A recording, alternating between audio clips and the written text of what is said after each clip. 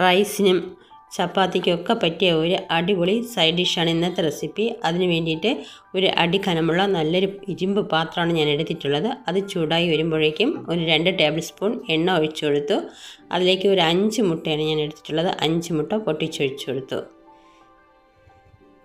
മുട്ടയ്ക്ക് ആവശ്യമായ ഉപ്പ് ചേർത്ത് കൊടുക്കാം.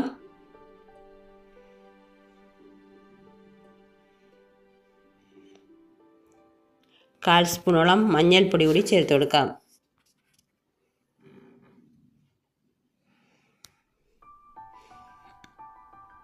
ഇത് നല്ലോണം മിക്സ് ചെയ്യണം. തീ ഹൈ ഫ്ലെയിമിൽ വെച്ച് തന്നെ നമുക്കിത് കൈയെടുക്കാതെ ഇളക്കി കൊടുക്കാം.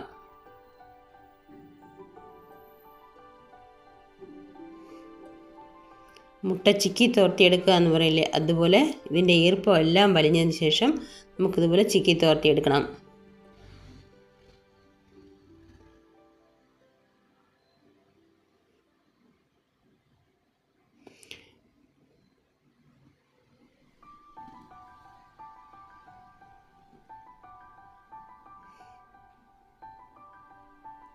വളരെ ടേസ്റ്റിയായ ഒരു സൈഡ് ഡിഷാണ്. എല്ലാവരും ഇതൊന്ന് തയ്യാറാക്കി നോക്കണം. വീഡിയോ കണ്ടുകൊണ്ടിരിക്കുമ്പോൾ തന്നെ വീഡിയോ ഇഷ്ടപ്പെടുകയാണെങ്കിൽ ലൈക്ക് ചെയ്യാനും അതുപോലെ സബ്സ്ക്രൈബ് ചെയ്യാനും, സബ്സ്ക്രൈബിൻ്റെ അടുത്തുള്ള കുഞ്ഞു ബെല്ലൈക്കൺ ഓണാക്കി ഓൾ എന്ന ഓപ്ഷൻ കൊടുക്കാനും മറക്കരുത്. എന്നാൽ മാത്രമേ ഞാനിടുന്ന എല്ലാ വീഡിയോസിൻ്റെയും നോട്ടിഫിക്കേഷൻ നിങ്ങൾക്ക് കിട്ടുകയുള്ളൂ. അപ്പം മുട്ടയുടെ ഈർപ്പമൊക്കെ വറ്റി നല്ലോണം ഒന്ന് ഡ്രൈ ആയി വന്നിട്ടുണ്ട്. ഇനി നമുക്കിതൊരു പാത്രത്തിലേക്ക് കോരി മാറ്റാം.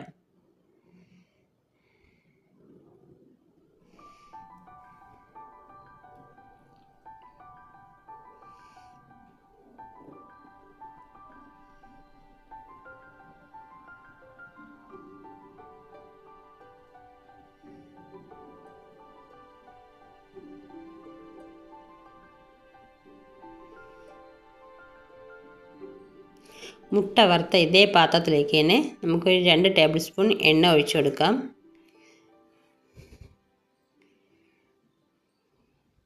എണ്ണ ചൂടായി വരുമ്പോഴേക്കും ഇതിലേക്ക് ഒരു കഷ്ണം പട്ട, 2 ഗ്രാമ്പു, 2 ഏലക്ക, കുറച്ച് പെരുംജീരകം, ഒരു ബിരിയാണി ലീവ്സ് ഇത്രയും കൂടെ ചേർത്ത് ഇതൊന്ന് മൂപ്പിച്ചെടുക്കണം.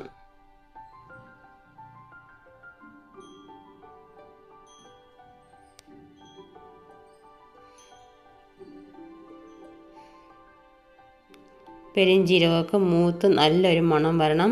അതുപോലെ തന്നെ പെരുംജീരകം ഒന്ന് പൊട്ടി വരുന്നതാണ് ഇതിൻ്റെ പാകം.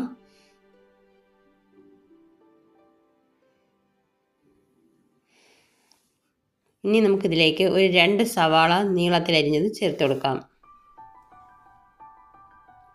കൂടെ തന്നെ 2 പച്ചമുളക് വട്ടത്തിലരിഞ്ഞതും കൂടെ ചേർത്ത് കൊടുത്തു. നമ്മുടെ ഈ സവാള നല്ലോണം ഒന്ന് വഴണ്ടി കിട്ടണം.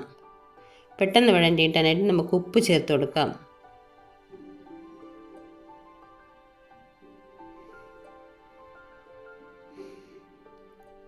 സവാള ഇതുപോലെ നല്ലോണം ഗോൾഡൻ ബ്രൗൺ നിറാകുന്നവരെ വഴറ്റിയെടുത്തു. ഇനി ഇതിലേക്ക് ഒരു 2 തക്കാളി അരച്ചത് ഞാൻ ചേർത്ത് കൊടുക്കുന്നുണ്ട്.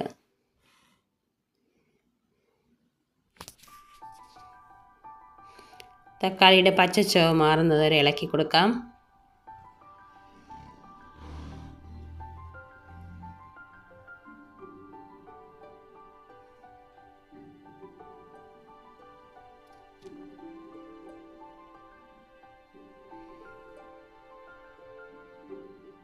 ഇനി ഇതിലേക്ക് 1/4 സ്പൂൺ മഞ്ഞൾപ്പൊടി ചേർത്ത് കൊടുക്കാം. മഞ്ഞൾപ്പൊടി ചേർത്ത ശേഷം ഒന്ന് മിക്സ് ചെയ്തെടുക്കാം.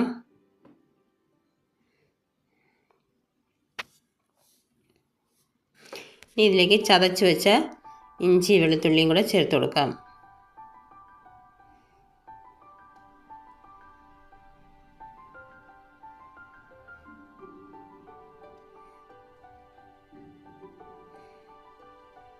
നമുക്കിതിലേക്ക് പൊടികൾ ചേർത്ത് കൊടുക്കാം. എരിവിനാവശ്യമായ മുളക് പൊടി, 2 സ്പൂൺ മല്ലിപ്പൊടി, ഇത്രയും ചേർത്ത് നല്ലോണം ഒന്ന് ഇളക്കി യോജിപ്പിക്കാം.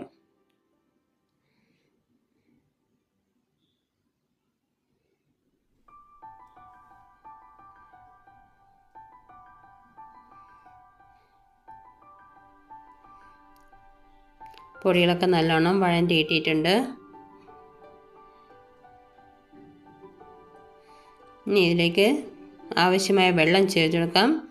ഞാൻ തക്കാളി അരച്ച മിക്സിയുടെ ജാറിൽ തന്നെ കുറച്ച് വെള്ളം എടുത്ത് ഒഴിച്ച് കൊടുത്തിട്ടുണ്ട്. അപ്പോൾ ഗ്രേവി എത്രയാണോ നിങ്ങൾക്ക് ആവശ്യം അതിനനുസരിച്ച് വെള്ളം എടുക്കാം. ഞാനിവിടെ റൈസിനായതുകൊണ്ട് ഒരല്പം കുറുക്കിയാണ് എടുത്തിട്ടുള്ളത്. ചപ്പാത്തിക്കോ പൂരിക്കാണെങ്കിൽ ഒരല്പം വെള്ളം കൂടെ നിങ്ങൾക്ക് ചേർത്തെടുക്കാവുന്നതാണ്.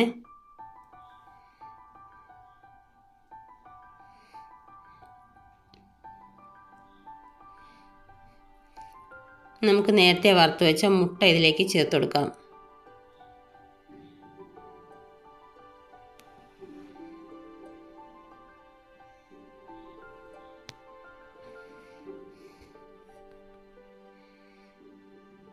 നല്ല രീതിക്ക് മിക്സ് ചെയ്തെടുക്കാം.